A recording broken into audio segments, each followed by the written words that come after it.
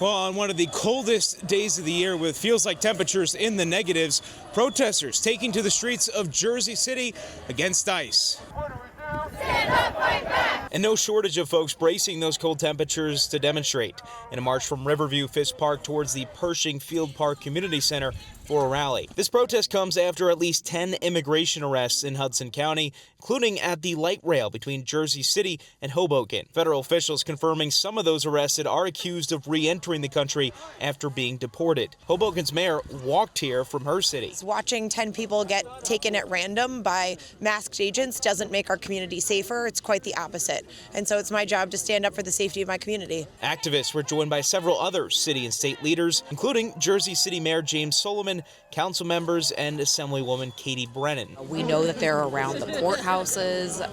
There was something yesterday. They're here and trying to get people trained to capture as much of it as we can and as safely as we can, so that they can't do it under the cover of darkness. Anti-ICE activists making their message heard on the streets of Jersey City. Jack Ford, News 12.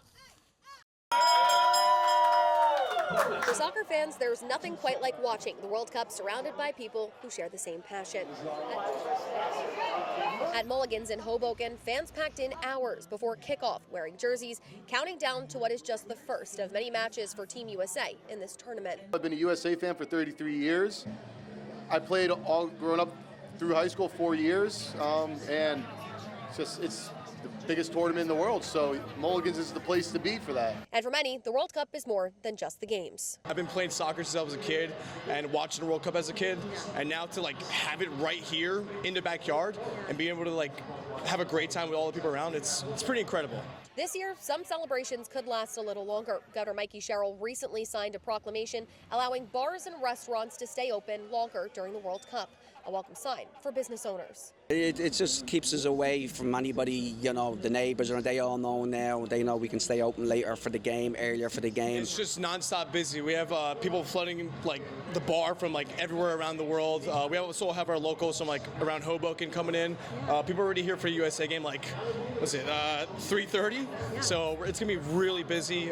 We expect to have a fun crowd and a really great game from USA. Yeah. Regardless of the scoreboard, fans can all agree on one thing. They're hoping the World Cup will bring more exposure to the game of soccer here in the U.S. See, it's really strong, but I hope it's going to be a another big surge all the way across the U.S. and across Canada. It's a huge sport, and I don't think North America hasn't taken it quite on all the way. Amanda Eustace, News 12, New Jersey. Second calls reporting that the person's out of the water, CPR in progress. Asbury Park police responded to a call of a possible drowning just after 7 p.m. last night. A pedestrian is doing CPR in the sand. Witnesses that were in the area say they saw a woman floating in the water. We were able to pull her up and out off the embankment into the sand. And because we didn't see any breaths, I couldn't feel any pulses, we started CPR. They say the cold temperatures and rain were not helping. She was very blue. It was very, very cold last night, and the ocean was very angry last night. We continued probably compressions for about 10 to 15 minutes until EMS did arrive, and then they took over. As the weather warms up, more people are heading to the beach.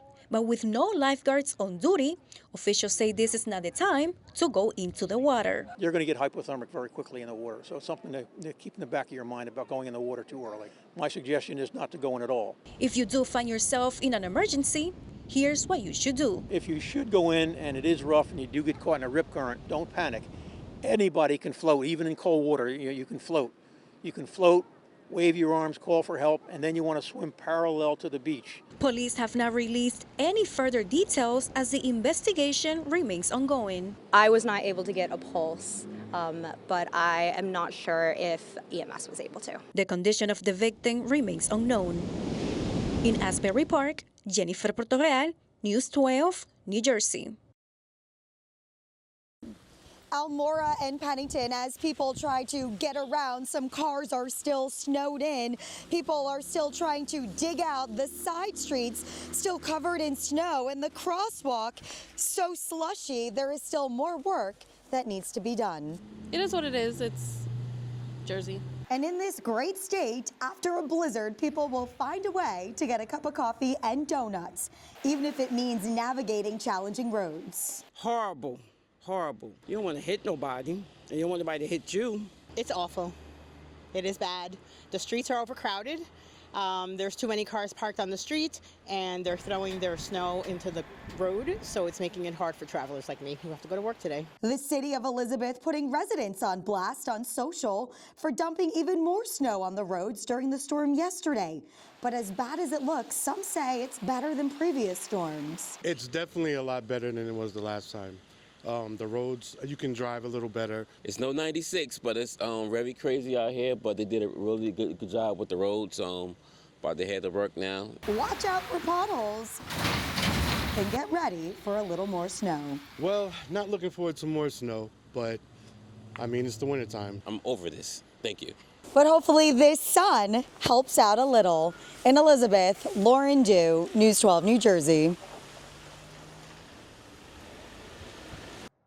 Ocean Seafood Depot was surrounded by at least 30 ICE agents and members of the FBI, all armed and masked while standing guard along Adams Street. There was one officer who was at the ready with an assault rifle. At the same time, workers who had not been detained were waiting outside of the market on the corner of Adams Street. None were willing to speak about their co-workers being questioned. However, there were a number of members of immigrant rights groups willing to speak out against the raid. Why are these federal FBI, Homeland Security, and ICE agents here on our streets doing this? It's a very traumatic situation. Every time folks experience a raid, it is a trauma that is very particular. Back in January, this very same business was targeted by ICE. At that time, we're told 3 employees were taken into custody.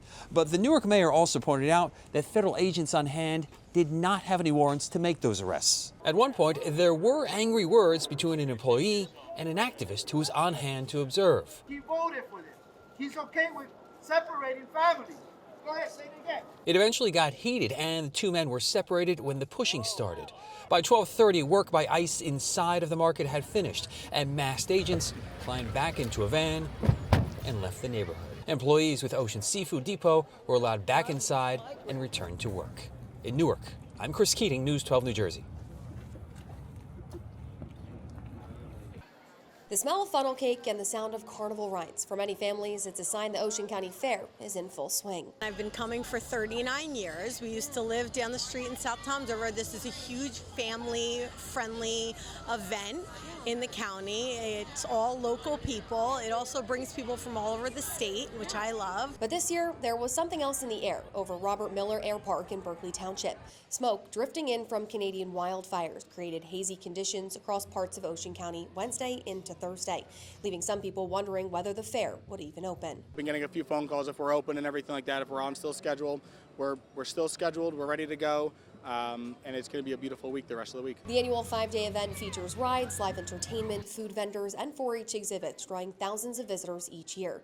But despite smoky conditions, fair coordinator Zach Cola says this year's opening night was one of the busiest yet. We are almost up 500-600 people for our opening night. The heat, it was a little warm, but once the sun went down, it was a beautiful evening out here. For vendors like Passarelli's Italian hot dogs and sausage, every day the fair counts. And thankfully the haze didn't keep customers away. Can't control the weather, that's just the way it goes. It hurt yesterday, 105. The people that came out, good for them, troopers. Yeah. The smoke, not really hurting us so much, but you know, weather's weather. What are you going to do? Fairgoers tell us they're staying aware of air quality conditions, but for many, they say it would take more than a hazy sky to keep them away from one of Ocean County's biggest summer traditions. Even with the smoke, the haze cleared up, within 2-3 hours once the wind shifted. Weather never turns us away from anything going on here. They have the tent set up. They have the people that come and work really hard to put this on every single year. So, it'll stop raining and it'll be fine. For many here tonight, the fair was still well worth the trip,